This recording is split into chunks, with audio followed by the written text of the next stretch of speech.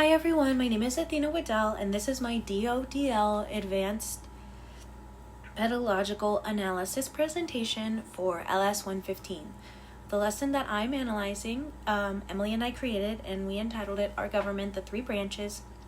And throughout this presentation, I'm going to explain how frameworks that were taught throughout the classroom, like social justice, oriented teaching practices, translanguaging, inclusive teaching practices, CSP, UDL. I'm going to go about how these frameworks influenced our overall lesson design. For prompt 1, I'm focusing on contextual and pedagogical foundations of the lesson. I would like to start by showing a demographic. I feel like that's a great way to open up this lesson plan because it shows kind of like my metaphorical students on paper. So our classroom includes multilingual third grade students with an assortment of different cultural backgrounds, different experiences, and different levels of familiarity with government vocabulary. Lots of learning gaps, lots of gaps in resources and privileges within this classroom.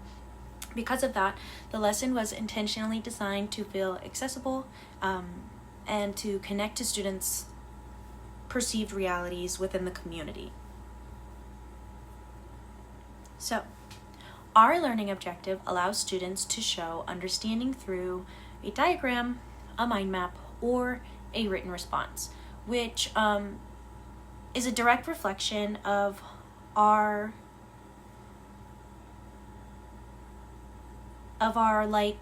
mission to create a very diverse and very welcoming UDL filled classroom. We wanted to connect examples from Fresno to the local government and give students an assortment of different ways to showcase this, but within reason, right? Too much choice, too much of a good thing is a bad thing. So we limited it to 3 options, and those 3 options ended up being, like I said, diagram, mind map, or written response.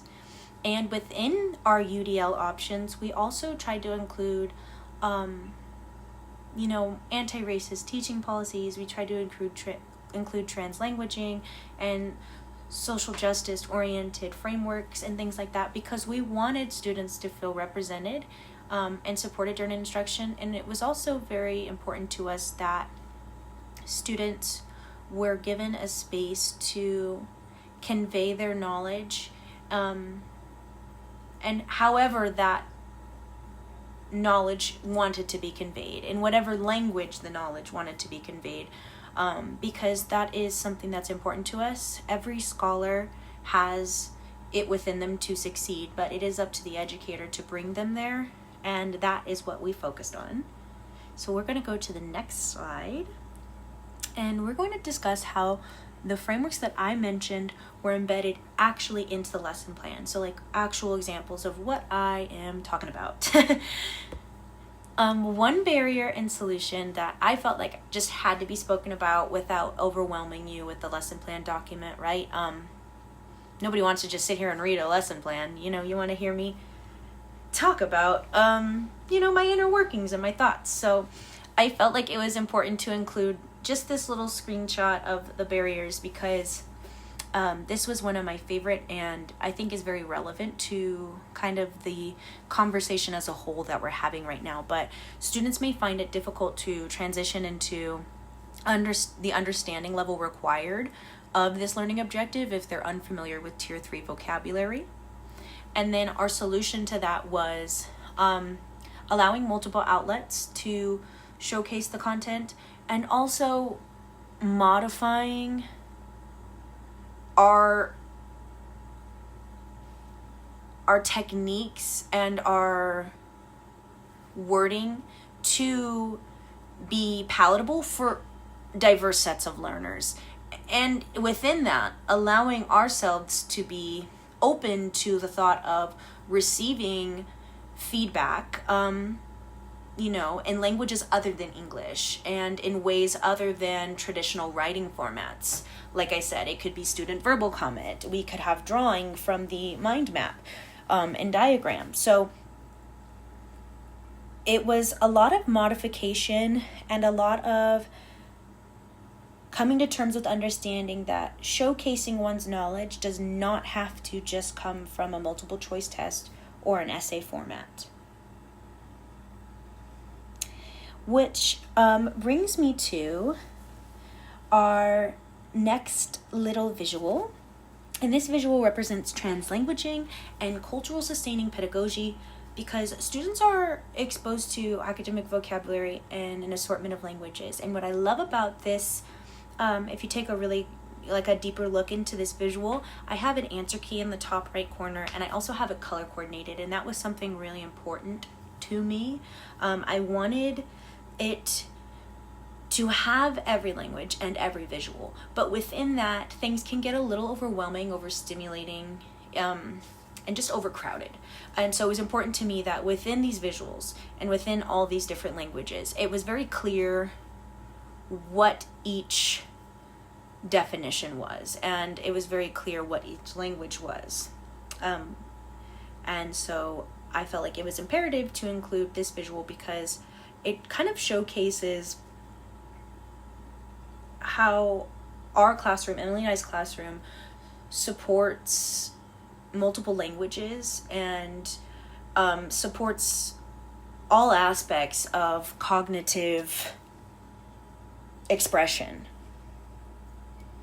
Which brings us to prompt 3. So in prompt 3, we focus on assessment analysis and responsive teacher talk.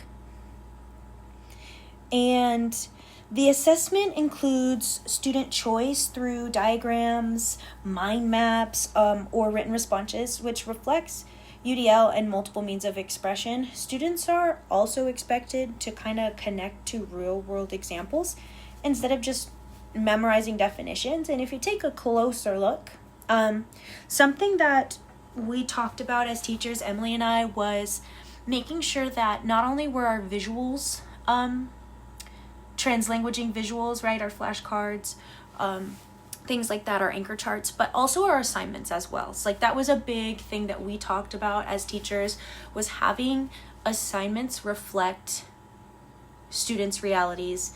And students' realities, in our classroom sometimes do not reflect English, but reflect Punjabi or Hmong or Espanol. And that is what we did here with the Show What You Know, but also we provided an English version as well, just in case there was any issues with parents not wanting their students to be, given that assignment, or district issues, anything like that. We also have an English version as well.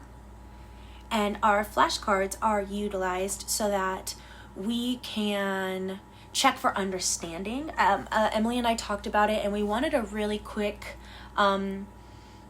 sort of way to see where the class was at before we were moving on. And we agreed that printing out visual flashcards with definitions was the best way to do this, and then asking questions, right? Like, who creates the rules, or who makes the laws, and who carries out the laws, and who decides if something's fair, right? And then they hold up the card that we're asking, and we're scanning, taking note of who's ready to move on, who's not ready to move on. Maybe half the class is and isn't. We need to revisit something. Maybe we don't. That is something that we talked about as well, and we found that flashcards were our holy grail for that. And this brings us to just kind of us talking about our mastery level. And one thing I reflected on heavily throughout the project was the importance of scaffolding and setting clear expectations. That was a lot of our teacher talk. How do we scaffold? How do we set these expectations? How do we get students there despite whatever barriers that we are facing?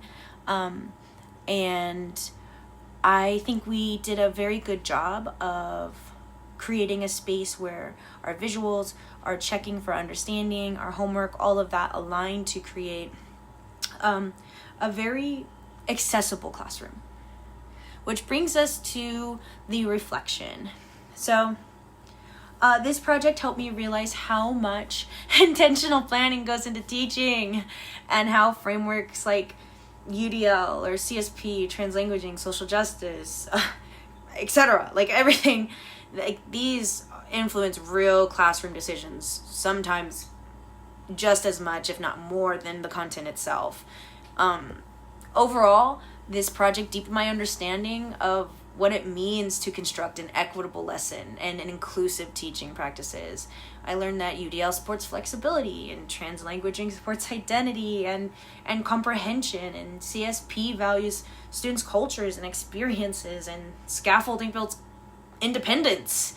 So I learned so much, and thank you for listening to my presentation, and have a great end of your semester.